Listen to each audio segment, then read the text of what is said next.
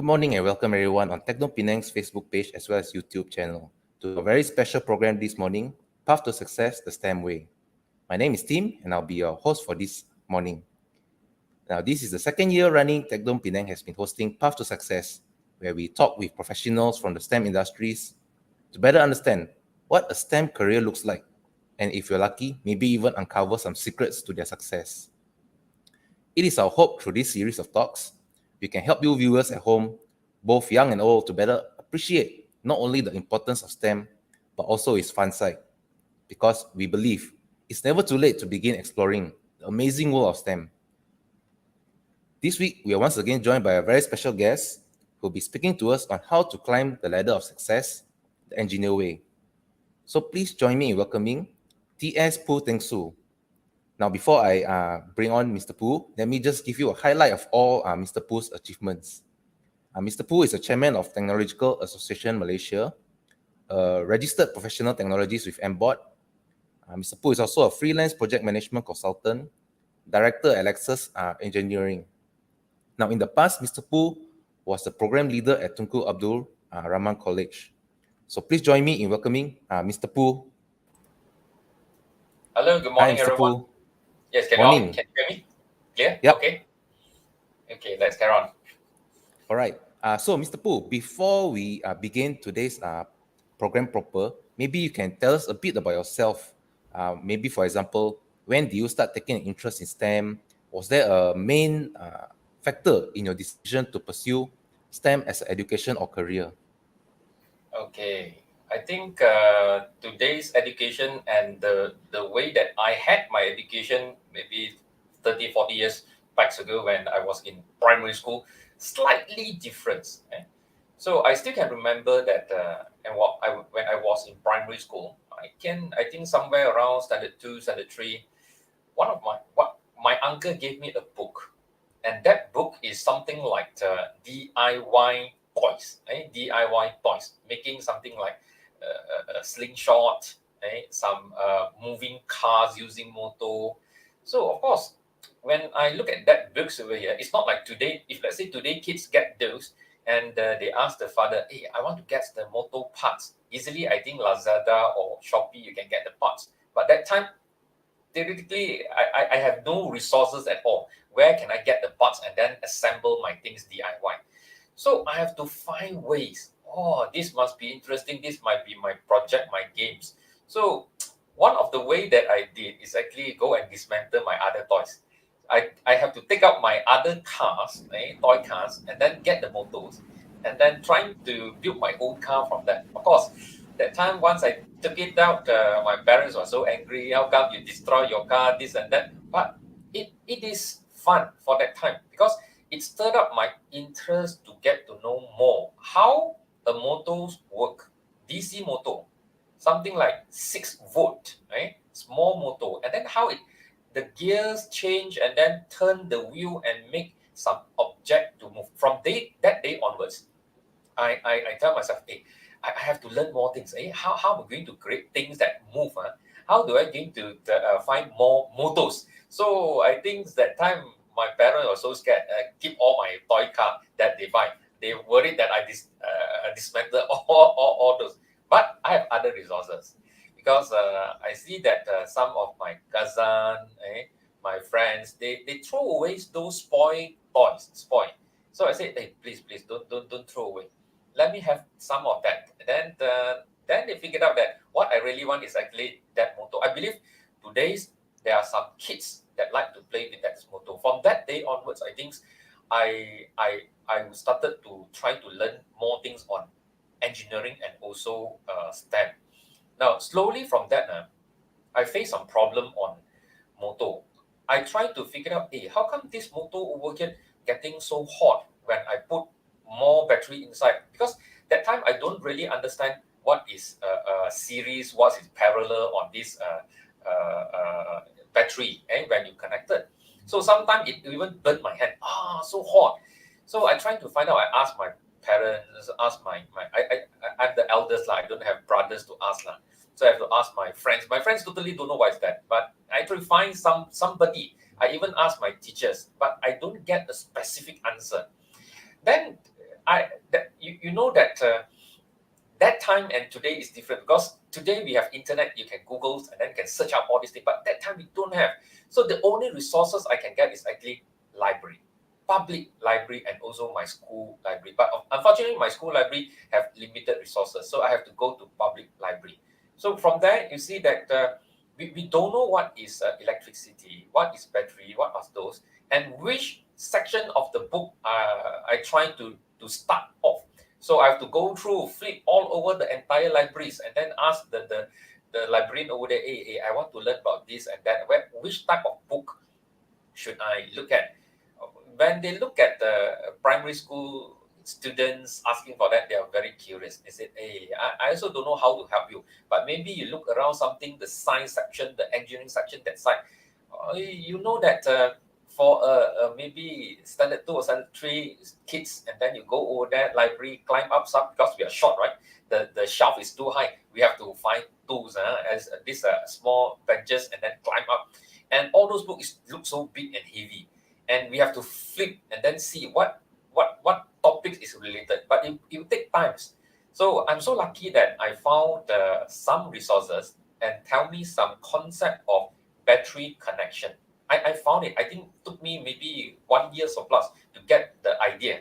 Then after I get the ideas, then I have to figure out how to connect the battery properly.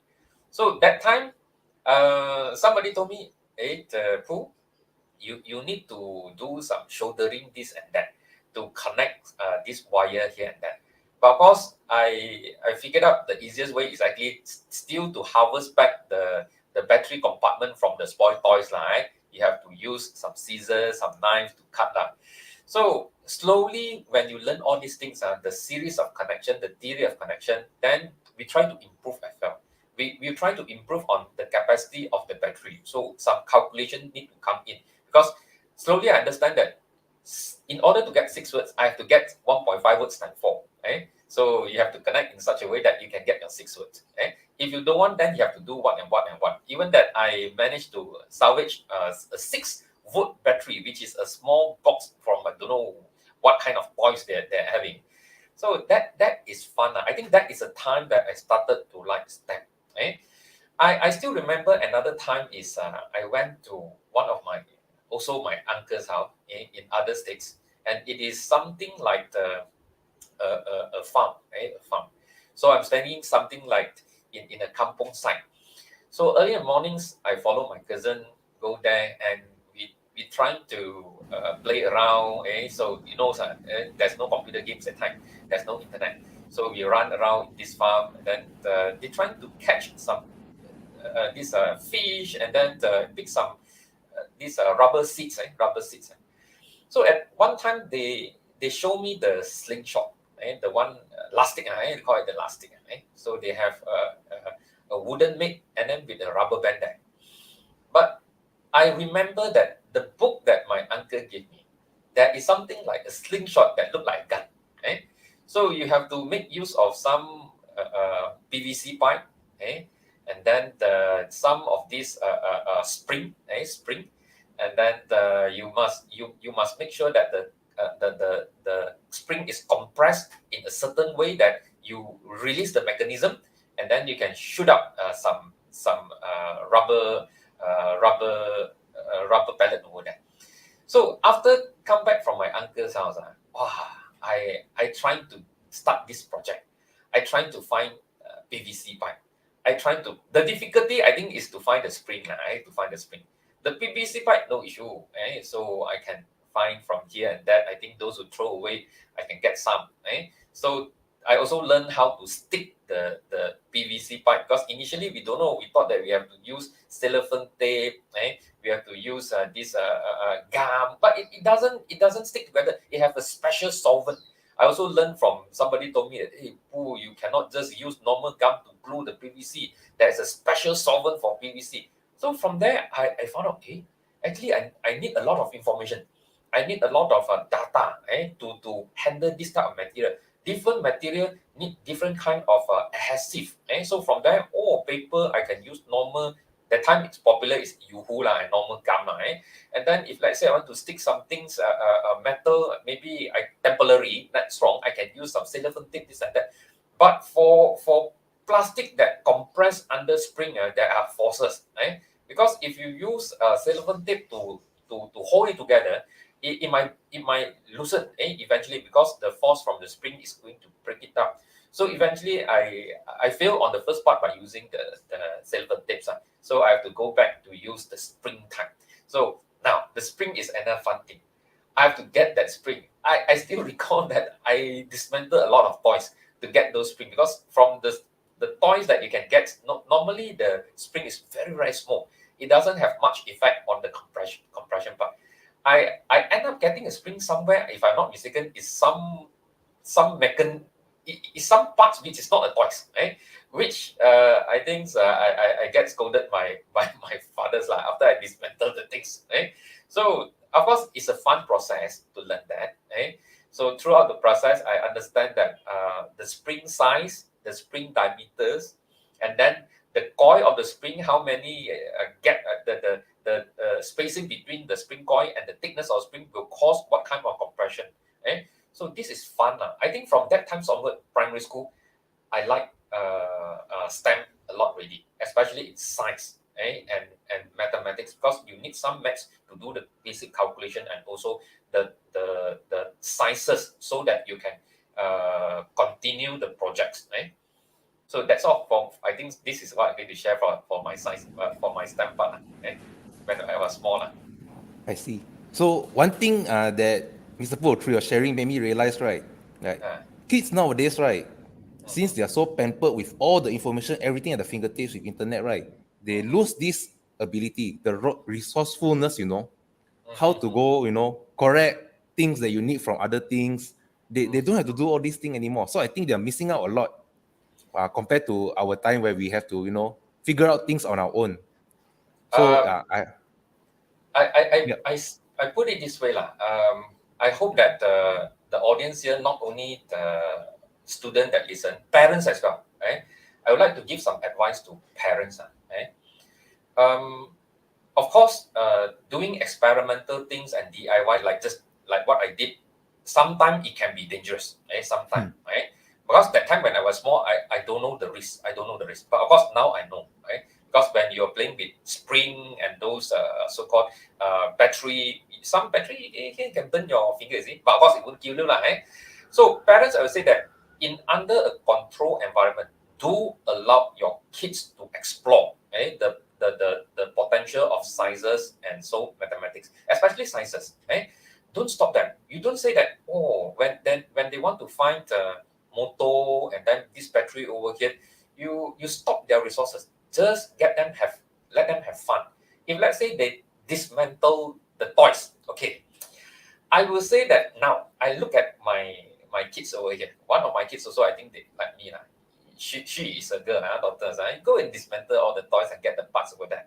So I think back last time what I did, but I did not scold her. I say that, okay, it's good that you take it out, and then you explore, but can you put it back? So then she trying to put it back, cannot lah, but I did not scold her. I said that the moral is this: you have to make sure that the thing is already useless. You don't want already, and that part's already spoiled. Then you dismantle and you salvage the parts from that. But if the parts is okay, the toys is okay, please don't dismantle it. Because if you really want to dismantle, yes, you can take it out, but please learn how to put it back. When you take it out and put it back at the same time, actually you're learning things. So I would say that for parents, give some flexibility to your kids. Of course, in a controlled environment. I'm not saying that let your kids dismantle a 2,000 control toy car. No, the RC type, no. You can dismantle something like you get a toys car, 30 ringgit. Okay, those China-made cheapo types. You can move on. Okay, after some time, maybe the toys car have some problem, this and that. You already decided to get rid already. Why don't you let your kids explore it? Get some screwdrivers and then those scissors or knife. Let him dismantle. But you have to tell them a few things. You are dismantling a car, the toys car. This is toys. But don't get the screwdriver to go and take out component from other things, especially let's say you have a real car, you don't go and touch with that. If you have electricity on the wall or wall socket, that one you don't touch because you have to tell them the risk. Once you electrocuted, you might die. Right? So that are risks. If you want to play with that, and hopefully when they dismantle the things and then explore the things, hopefully parents should be around and see. Right? But of course, some parents might not understand the mechanism of that. So, but then you understand the risk of the safety. You don't know what is that, is okay. But you monitor on the part of safety. And at that time, actually, you're allowing your kids to explore. Once the kids explore, they're trying to find out more. That is the part that you don't stop them. You have to something like give them more resources and idea or encourage them. Now they dismantle already, they know about motor already, give them some idea. Hey, why don't the toy car over there already spoiled, you take it out, but you notice that the motor inside still workable. If you put the battery over there, it's still turn. Why don't you make it your own toys car?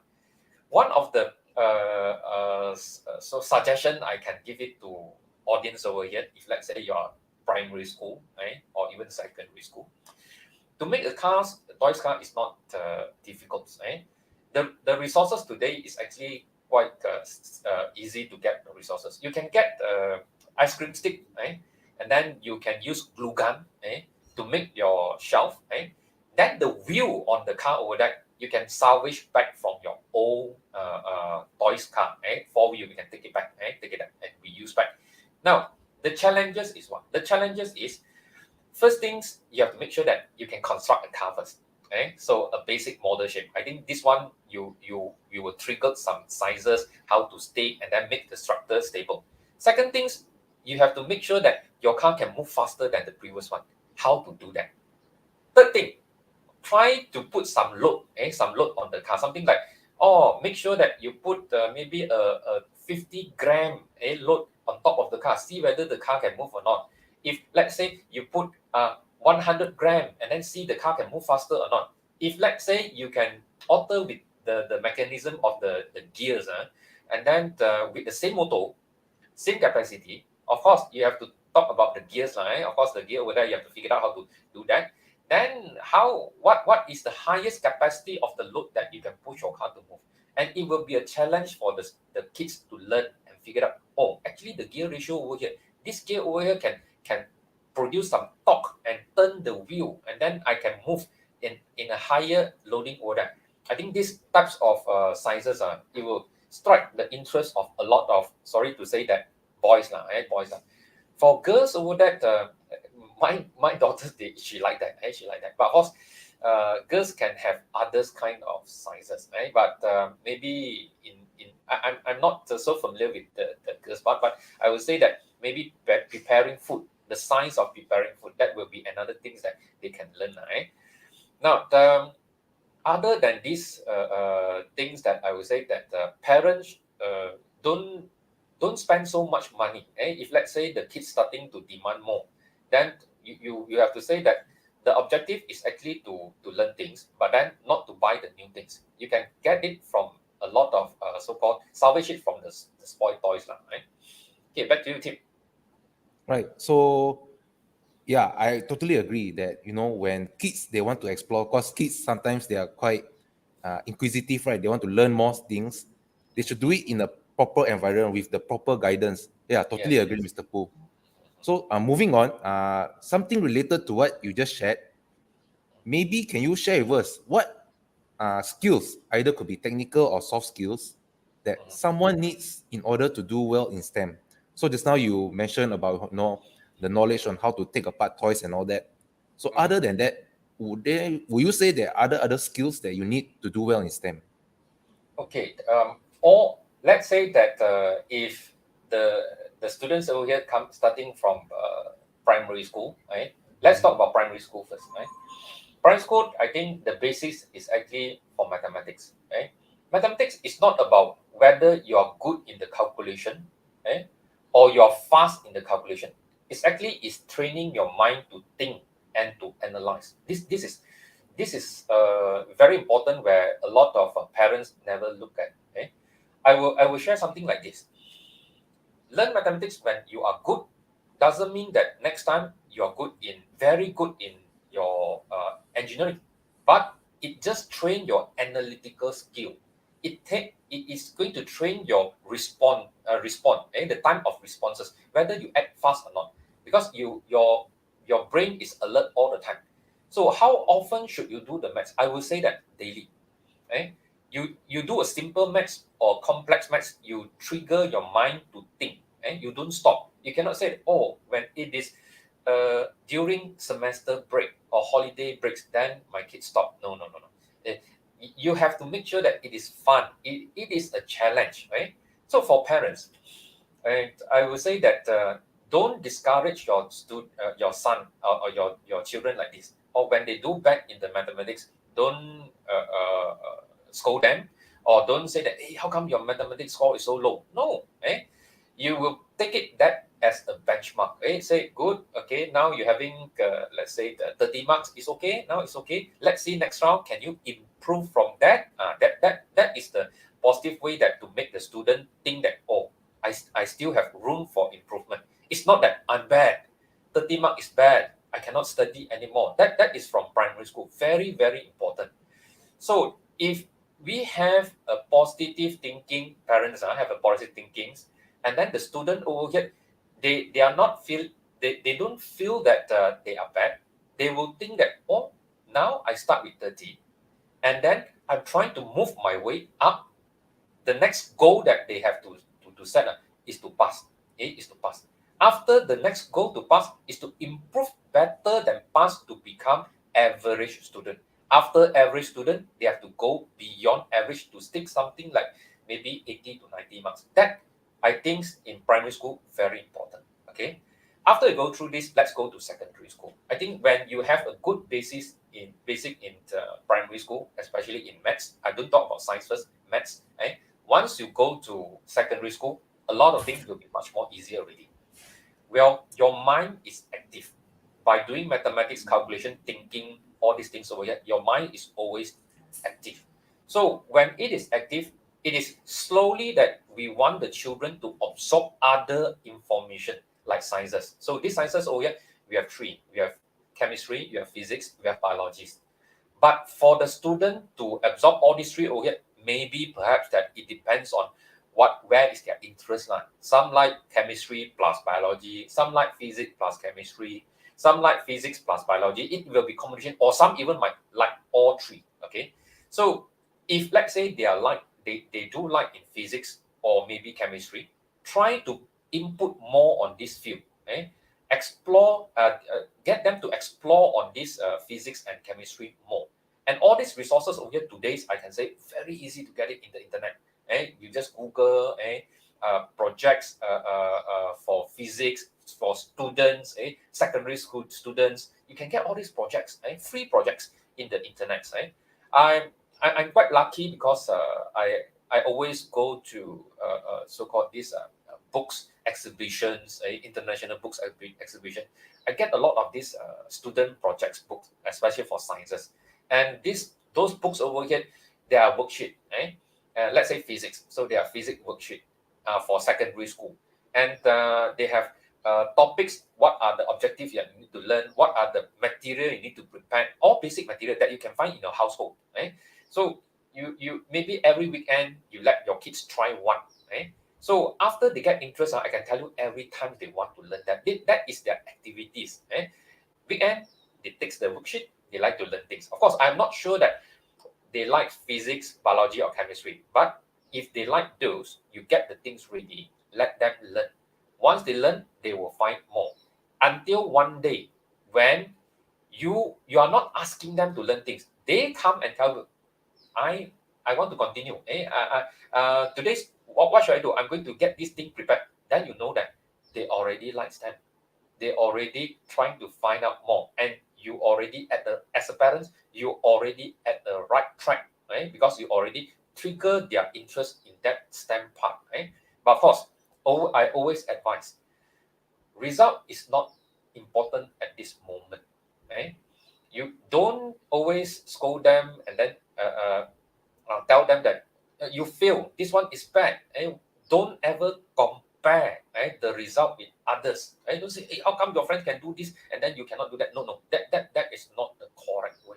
Okay, we just need to say that, okay, now you're having this type of result. Okay, I'm happy that you have this ready, but I believe that you can do better than this.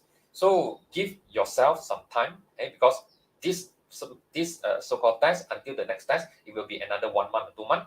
Let's do some revision, pick up the part that you don't know, see whether what are the room that you can improve from the current result. I'm sure that it will slowly pick up. You, we have to say that not every kid is the same. Some can do very fast, some can be a bit slow, but we have to give them chance sometimes. Some might finish 6 years in the primary school, but of course our system is fixed at 6. Some might end up 7 years. Don't worry, eventually when they go out to work at that time, everyone still can perform, just that we don't spoil their opportunity to learn things at that time, because after they miss the golden time, especially in primary school, for them to learn in the secondary school is a bit tough really, different, bit tough really. I admit that. So after, let's say, secondary school part for the sciences, if they miss that part, when they go to tertiary education, then also a bit tough really. I hope that everyone start from primary school properly, especially in the mathematics, then go to sciences in the secondary school. I think once they go to tertiary education, no issue at all. Okay. Yeah. So yeah, I agree with you completely, Mr. Poo, that all these skills that we want to instill in our children, we should do it as young as possible, right? So with these skills, when they grow up, it will be easier for them to absorb new skills. So once they have the basic, then it'll be easier for them. Totally agree. So okay, moving on. So Mr. Poo, as a graduate of Bachelor of Engineering at USM, can you tell us what are the perks or advantages of studying an engineering course in Malaysia? Could it be from a stability point of view, opportunities, or even work-life balance? Okay, I would say that if we our country grow in different era, 70s, 80s, 90s, all eras is different. Okay, so I would say that now current, we don't talk at the previous one, we talk about current and futures, right? Because the one audience listen now is actually the school children, students, and then maybe another 5-10 years degree to graduate. So 5-10 years from now, I would say that we need a lot of technical technologies, engineerings, which related to STEM, must come from STEM. We need that because the numbers of students that studying in STEM getting lesser, right? But the opportunities of the workforce that need STEM background, especially in technologies and engineering, we don't. They're getting more. A lot of companies need these engineers, right? A lot of companies in the industry over here need technologies so that they can move on. But we do not have enough graduate to supply to them. Right? So I would say that if today, right, you studied STEM, I'm very sure that the security of the job order is there. You do not need to worry about that. I'm not going to discuss about the wages, whether compared to STEM and non-STEM. That is not the correct way to think. The correct way to think is whether you can excel in your career or not. You when I said you excel in the career means if you like to do the things, you like to do something, and the things that you're doing right now is things that you like. I think you can move in the correct path. You can go all the way up until maybe a manager level or even senior manager level, and then you can basically do a lot of things on that point. But if let's say you are basically looking at wages, and somebody tell you that this job we have high pay, you don't have any interest at all, okay? But you force yourself to learn. Now there are risks over here. Two type of risks. Either you are good, you excel at the end of the days, then this thing you don't like but you can do it, you are good. Somebody is like that. They are very good at something but they don't like it, they still do it, okay, because they are good at doing that. When they go out to work, they don't have the passion. They don't have the interest. I'm maybe perhaps that the path that they grow until the higher level is not there. Maybe halfway they decided, I don't want to do this because this is not the things that I like. This is the thing that some other people like and ask me to do that. But the thing that you like, if you do it all the way, maybe in the beginning it's a bit tough, especially in the wages part, maybe a bit slow, this and that. But don't worry, people, those your bosses, your seniors is your supervisors is looking at you when you can perform because you have the passion. You have the passion to do things. When you can perform, people will give you those companies will give you opportunities. They give you the opportunity to go higher, because they know that you can perform and help the company to generate more income. I will say that those people that successful today in the managerial levels, especially in the engineering path, is not their lucky. They have the ability to do so. They work their way up from ground to the top part. They're not using their mouth just to talk and gain their way up. Because you need to show people that you can perform. And only when you learn all this through the proper channels and then you have the skill sets, then you can do that. So I would say in Malaysia, for the next 10 years, 15 years, STEM will be there. If you study that when you graduate, you will have a job security in the futures. Now that is Malaysia. How about worldwide? Worldwide is having the same scenario.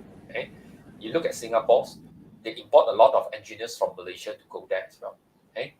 You talk about let's say the China's or even the Australia's. It is almost the same condition that younger generation do not like to study STEM.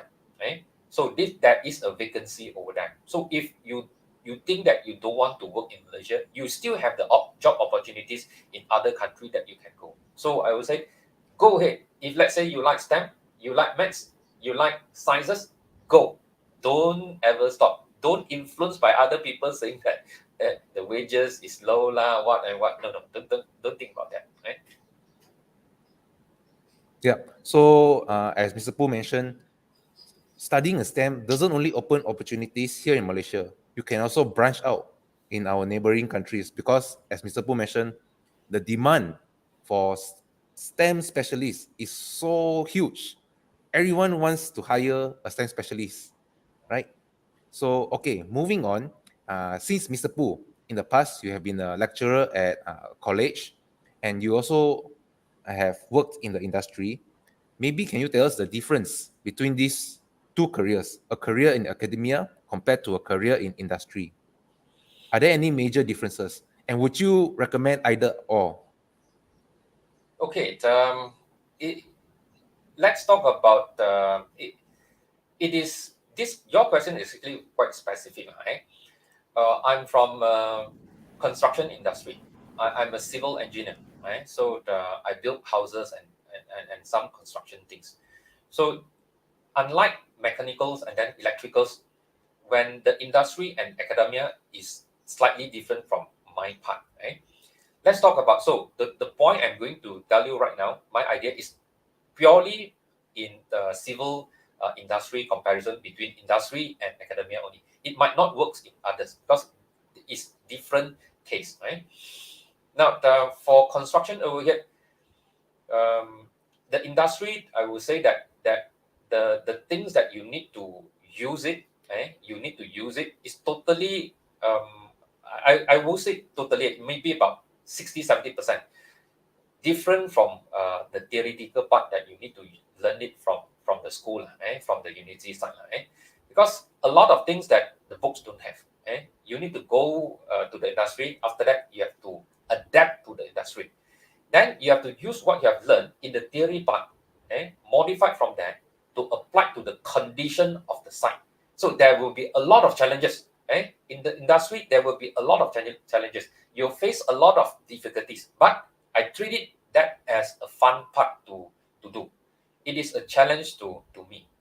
I still remember that I dig a 18 meters hole deep down, and that time I think in Penang using so-called conventional type of digging, I cannot find anyone do it that time, right? So I think I'm the first one who did that, right? I have comfort them, right? And I need to solve the problem of sea water raising up from below. Then I have to make sure that there's no crack on the surrounding building or even the road side, the roadside, because I'm digging the hole very near to a road.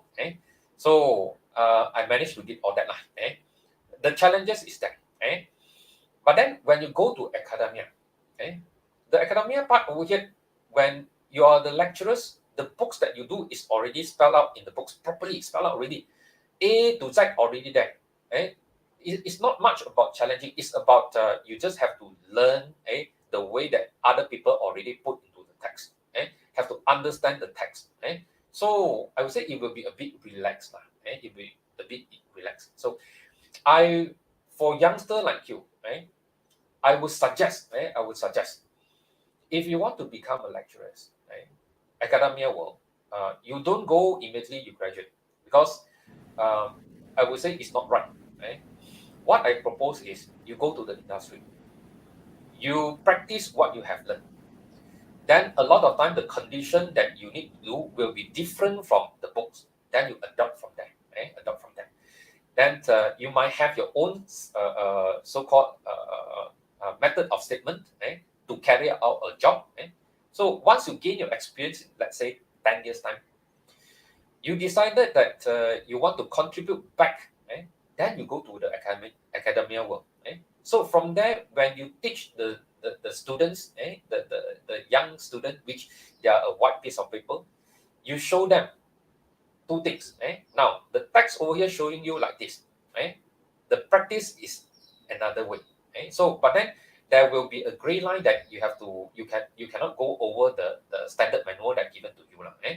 So when you relate all the example practices, the real example to the student, I can tell you, the student will have a better understanding instead of getting all the sentences from the books, which they cannot imagine how they do it or how they apply it in the industry. Now you come from industry, go to the academia. You can help them in that part. You even can show them the pictures. The way that you describe a job is much more interesting and much more real than the one that the books written over there. So if let's say you go through that path, maybe 10 years in the industry, then you go to academia for the next until you retire. I think it's good. It's good. But of course, some characters from students over here is different. If you like some so-called not that heavy workload, academia is one of part that not that heavy workload. But if you want challenges, industry have a lot of challenges. Until today's, I would say that I like the industry a lot. A lot of things that you never see before. If the part that Mr. Pool like is this, the one that not many people can do or nobody can do, I will raise my hand. I want to try that. Please give me the opportunities. I will go there. I will find ways, the way that what I have learned, I try to apply, modify until I can get the job done. Back to you, Tim. Yeah, so that's very interesting how you mentioned that with the experience industry, it can help in your, let's say in later life you want to do academia, it can really, help the students understand better with your own personal experience. So yeah, it's a very interesting point. I never imagined it that way before. So I learned something new today as well. That lecturers with more real world experience, they have more things to teach you outside of their textbook. Right. So thanks for that, Mr. Poo. Yeah. So moving on. So we talked about this earlier a bit. Mr. Poo, you shared a bit earlier about how the outlook of STEM industries that you mentioned that we are always recruiting. We need more manpower. We need more manpower. So in your opinion, in the next few years, maybe let's say 10 to 20 years, because a lot of our viewers today, they're probably still in school. So they will take a while to go out into the world of STEM in terms of career.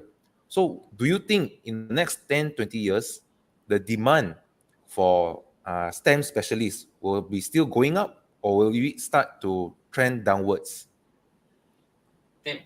I can tell you right now, today, Hmm. already go up and it will keep on going up. Eh? So one of the data that I can give you one strict data, that is, I think it's from Chief Minister itself, and he get the data from the Statistic Department. On April, he already put it in the press statement. We need about 15,000, 15,000 next year. Next year, 15,000. Another data that I can give it to you, the last week there is American chambers and then German chambers and Dutch chambers. They're having a discussion somewhere in Patukawan over that. The data also come out about they need about 14,000 next year. So these are a huge amount in Penang alone, not the whole Malaysia, in Penang alone. But look at the current graduate that we have right now. We cannot cope with that. We don't have sufficient. We don't have that. Okay? You check with all the local university, you check with the private universities, you add all the graduate from the engineering and technologies, but we can't even get that. Nowhere near to that. So for the short term, I believe that the industry is going to import from our neighboring country. Of course, if you want to import for Singapore, it's impossible. Why? They already shortage already. If let's say Singaporean want to come, another problem because the wages over here is lower than what they get. So I will see that they will get it. The trend is there already. I see that they're going to import from Indonesia and also from Philippines, because they have a lot of engineering graduate over there, and their engineering graduate is actually performing. And other countries a bit far away from ASEAN will be India. India's engineers also very good, and they can perform very well with average wages. But of course, this is not healthy. For our country, it's not healthy because we are getting foreign engineers. Why not our youngster today? So youngster today, listen, your job been taken by other people's. Not that we don't have job for you. We have, but then taken by foreigner because you don't want to study. The opportunity is there. Those MNC companies from other country, let's say from US, Germany, from Australia, they come to set up factory in Penang Islands, in Batu Kawan. We are not talking about small factories. We are talking about big factories. Factories can take 10,000 engineers, and it's operation today, and they're still expanding. Micron expanding at 8 billions, Lam Research expanding at how many billions, Intel expanding as well. So they need a lot of engineers, but they couldn't get the engineers today. What they do is actually they take from, let's say, Intel take from Motorola, offer from them, and then the Micron take it from others. But this is internal. We don't get additional. So where are all our engineers go? The thing is, we don't produce that much. We need you.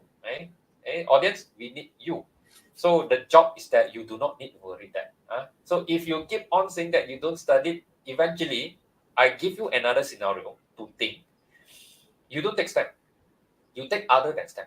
So more and more people taking non-STEM, more and more. Do you think that non-STEM opportunity is there? Because non-STEM is not expanding. Non-STEM is like doing sales, accounting, and that. Do you think that it can sustain? Because you have a lot of graduate, but the opportunity is lesser. Then you will have problem finding job at that time. Of course, you might listen to other stories and also references in certain way that you will get higher wages on that. But that is only a small portion. Not everyone can do that. We talk about average stability of your job. Stability of job in STEM is actually quite stable. The wages, I think, is average. You can cover your living expenses, everything is okay. Just like if you work harder, you can perform better, and that is the interest that you want to do. I believe that your supervisor is looking at you, the company is looking at you. You will be an asset to the companies. They will not easily let you go because they already train you. They know that you can do better. It's going to make sure that you go all the way up. Then you are the one that help the company to earn more money. Not that, oh, I bring you up. Yeah, okay, I don't pay you so much. It's okay because you want to go up. I just give you a title to go up. No. They will reluctant to let you go because they know that you are the asset. You're going to help the company to bring a lot of money. So in order to do so, you have to do well. Okay. Back to you, Tim. Yeah. So, cause during our time, right, maybe 20, 30 years ago, they always talk about the big three, professions, the glamorous professions. It's always doctors, lawyers, and engineers. So it's very surprising nowadays that nobody wants to, work in these fields anymore. So they prefer, to be their own boss, I would guess. They want to be an influencer. They want to be a TikTok star. So I believe, even though they have these dreams of being an influencer or a TikTok star, there's no waste in having a STEM background. That means they graduate with a STEM degree, so they can go explore whatever dreams they want to be a TikTok star. But if let's say they fail to be a TikTok star, which is more common nowadays, they can always have this security of a STEM degree, right? So Yes. I don't know. Maybe we need to glamorize engineering once again so that more people will be interested. I give you some ideas lah, for student out there. Okay, I'm not stopping you from become an influencer. You want to do TikTok, you want to do a YouTuber, it's okay, fine. But one of the question I want to raise is this: how long can you maintain that status? Is it forever until you graduate, until you retire for the next 40, 50 years, and that will generate income for you? I Until today, we did not see any influencer that can last that long. Maybe the trending part is maybe the most, maybe about 4, 5 years, or maybe if let's say you can go until 10 years already, that is superb. So a lot of youngster, that newcomers, maybe they can last about 1 year to 2 years. But after 2 years, what happened? What do you want to do? Can you sustain your lifestyle forever like that? Cannot. I will say that TikTok can be a temporary job or part-time job, but that is not your major so-called income. You must have a stable profession. The stable profession is actually getting a STEM degree. That is a stable one. Halfway, you want to have TikTok, as I said, I'm not stopping you. Go ahead. But you have to make yourself clear. Your main profession is in the STEM career. You are engineers. So if the company policy is not stopping you from become an influencer in TikTok, go ahead. During weekend, you can do that. During night time, when you already office hour, you can do that. No problem at all. And occasionally, if really you need to have live in certain time, maybe you take a leave from a company. But after that thing is over, please concentrate back, look at the things that the core business, which is the STEM career that you need to do. That is the part that's going to last you until you retire. That is important. Because sometimes a lot of let's think back last time, our times, a lot of successful people, and then they write books. I don't want to name names. I would say that Mr. A, very successful. Last time maybe millionaire already, very good. Now billionaire already. Billionaire already. Oh, then those books sell it throughout the world. So popular, everyone read the books. Oh, I want to become like Mr. A because he do like this and this and this and this. Again, that time when he launched the book 20, 30 years ago, now 20, 30 years, those who read the books, I want to ask, the one that my age, how many of you already successful like what you did? You read the books, do you successful as what he did? I will say that a lot of those who read the books, Mr. A, will agree that that book is just a motivation kind of book. He motivate me, yes, but I do not need to 100% follow what he do. Because not everyone can be like him, because he's the only one.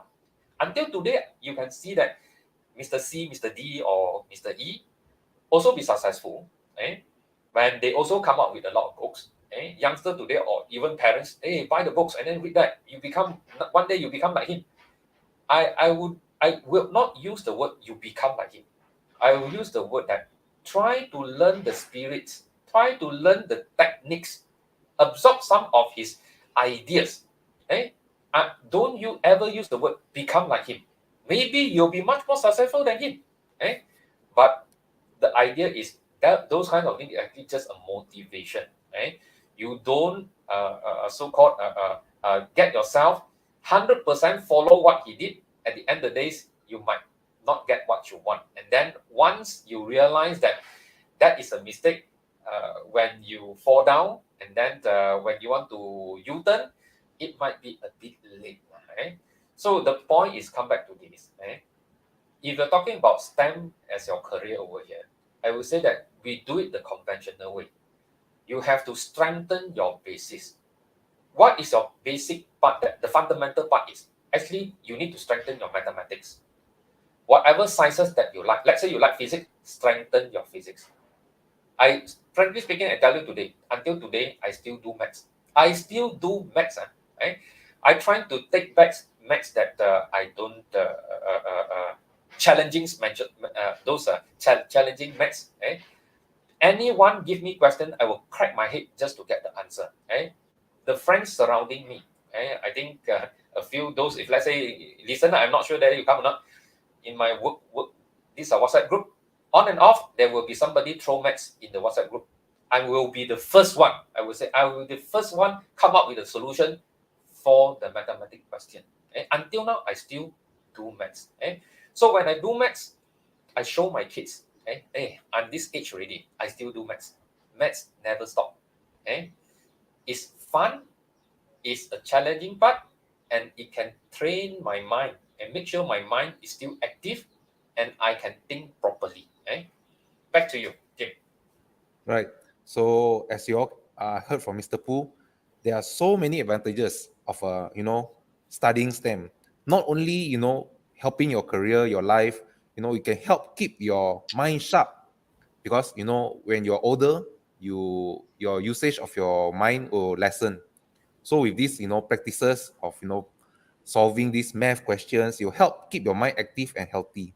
So this is another good tip about studying STEM, right? So now we heard all about the good things about STEM. So maybe now we want to talk a bit about the challenges that all these STEM practitioners they face today. And maybe Mr. Poo can maybe tell us how do they prepare to face these challenges. Okay. If let's say there are parents over here, when you talk about practitioners, it means that I'm going to teach the younger generation. I take some sample that in my uni means when I lecturing, and also educating my own children. First of all, the children itself, you cannot instill some fear towards the younger generation. You cannot say that, hey, you are no good. That is psychologically is wrong. You have to make sure that they like it. How to make sure they like it? Then every individual, every student is different.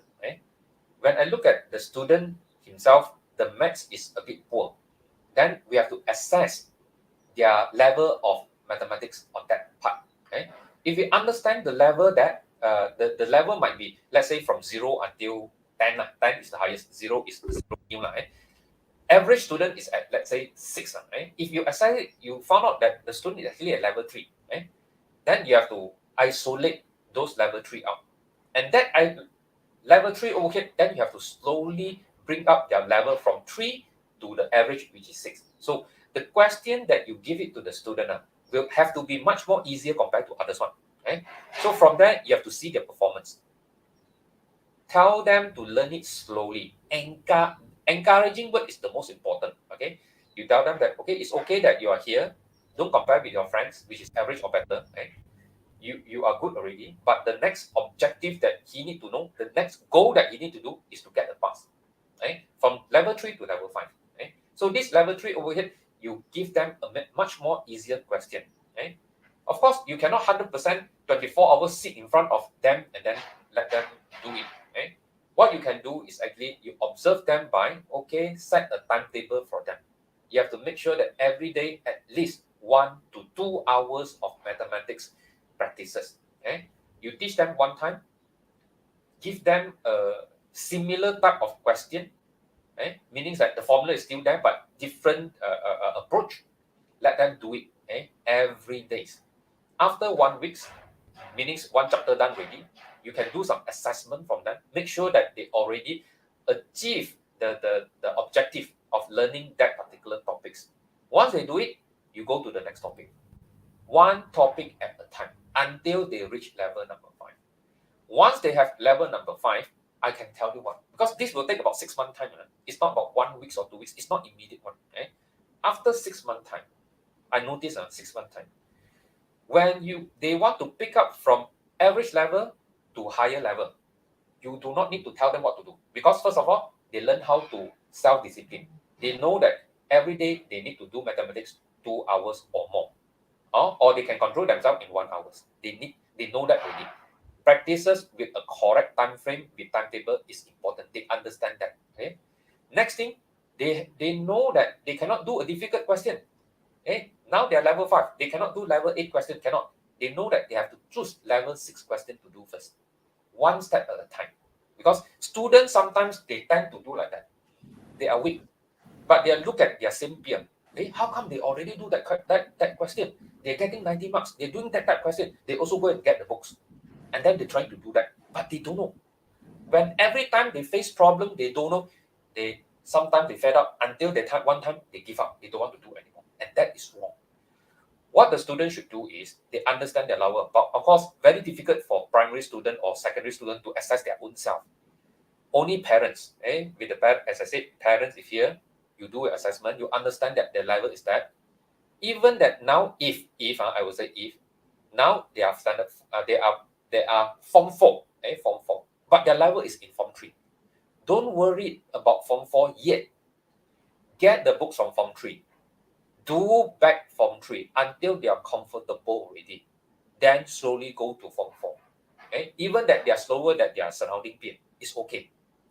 If you keep on inputting the same the level they're having right now, which is form 4, but their level is in form 3, they will not catch up anymore, because they will be losing out until one day they give up. I don't want STEM anymore. So I will say our learning curve, every student learning curve is different. Everyone have to play their role, especially parents. Don't give your kids so much pressure on learning part. See their ability. Slowly learn from their level up to the same level that they want to achieve. I believe that times is a key factor. A challenging part, times is one of the ingredient can make the student excel in STEM. Times. Yeah, it's so unfortunate that nowadays, especially in Malaysia, where education is so result driven, that a lot of students, because they couldn't achieve the results they were expected to, they are discouraged from pursuing STEM. Teachers will tell them, hey, your results not that good, maybe you don't do STEM lah, you do Steve, other course. I stop you for a while, Steve. Yeah. Because when you touch about the result case, I have Mm. one friend. This is a real story. Mm. Uh, I have one friend which is same age as me. He failed. That time is called SRP. SRP. So not PT3, not PMR lah. So he failed his SRP. But that time when you fail SRP, you still can go to Form 4, no issue. So he managed to go to Form 4. So when he go to Form 4, it's like totally blank. Because he failed his SRP, there's no retain something. So continue his class to Form 5. So when he was in Form 5, he failed, totally failed, cannot do anything, because cannot follow up. He repeat his form SPM 3 times. 3 times, because that 3 times I already go to university, but he's still in Form 5. But in his final year, I don't know what happened to him. Somebody has changed his mindset, changed his mind, totally changed his mind.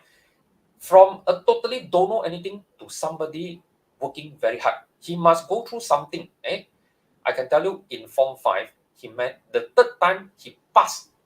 Just a merely pass. So after he passed, he go to Form 6.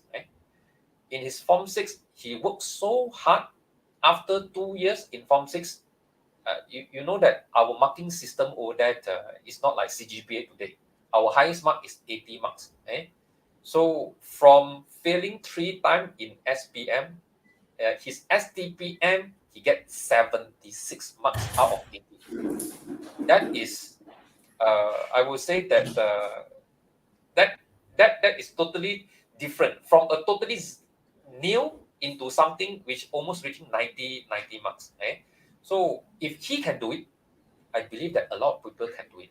Just that he need time. Now he's a successful engineer working in one of the MNC company. Eh? So he's wasted 2 years. Wasted 2 years. But as I said, times is the ingredient. Parents over here don't give up. You cannot say that, okay, my kids fail in mathematics, don't want to do already, then I change course to others. Who knows that your kids can do better? He only needs time, but we don't give him time. We help him to change the career, not the kids want to change the career. So if let's say we give him some time, maybe 2 years, to improve himself, I think their futures, if let's say they really want like STEM, they will enjoy their life in the futures. Back to you, teams. Yeah, thank you for the sharing, Mr. Poo. So as mentioned by Mr. Poo, even though his friend was failing all the way in school, but because something happened that triggered him to change the way he think, the way he study, in the end, he's a successful engineer, according to Mr. Poo. Yes. So we cannot just write off people who have bad results, even though we know they show an interest in STEM, they're passionate about STEM, but maybe they can't translate it into their exam results. We i think we should be more patient with all these students, give them another chance, and as Mr. Bu say, give them the time they need, because as I mentioned earlier, each person have a different learning curve. Some learn faster, some might be slower. So what Mr. Poo mentioned is very correct. Time is a very important ingredient in someone's journey in school. So we should be more patient, I guess. Right? All right. So finally, Mr. Poo, what advice will you offer to all the aspiring students watching this live today who are thinking of pursuing a STEM career? Uh, this, I would say that uh, you have to listen to your heart, what you want to do. Right? Of course, when you listen to your heart, you have to gauge your own ability. And this ability over here is not about, oh, today I can do this and that, just based on that. You don't listen to other people's and look at other people's as comparison yet. If you think that you like this, you have to tell yourself, I can do it. When you say that you can do it, not just you say only, you have to list out a goal, a small goal. List out your timetable, list out your planning, put a strategies. How are you going to achieve all these small goal until the big goal? Okay? You have to write it down, right? You have to tell yourself that in futures I want to reach that. Okay? So if you can do that, I think you can achieve something in STEM. Okay?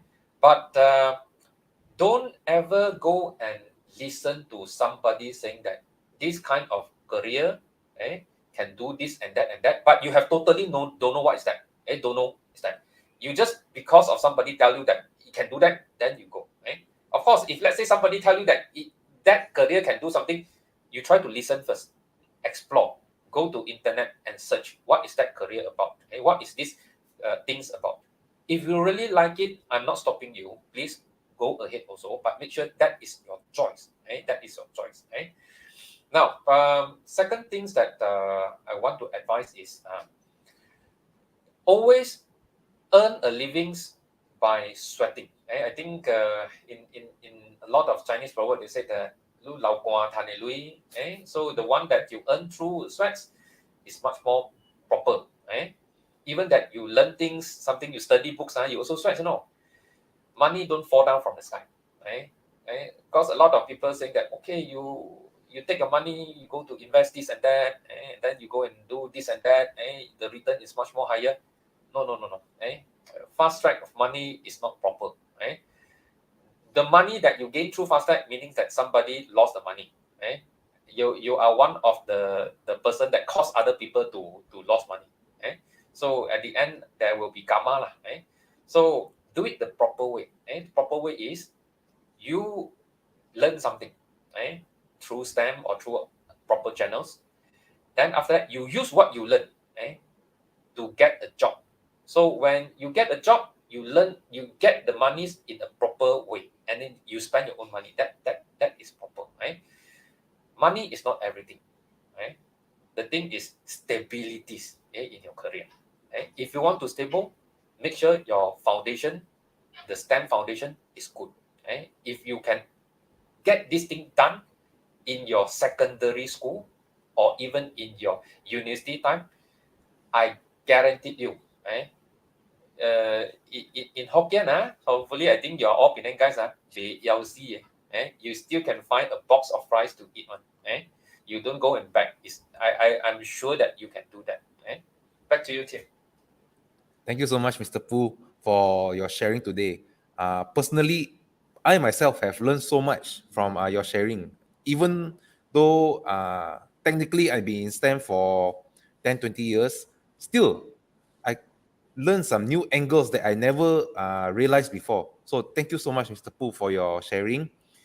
We hope that all our viewers at home, through this sharing, not only will you be encouraged, you'll be motivated to pursue STEM, but you will encourage and motivate others around you to also explore opportunities in STEM. So once again, we want to thank everyone for watching, and we hope that you have a great day ahead. So thank you and see you all soon. Bye bye. Okay, bye, bye, bye, bye, bye.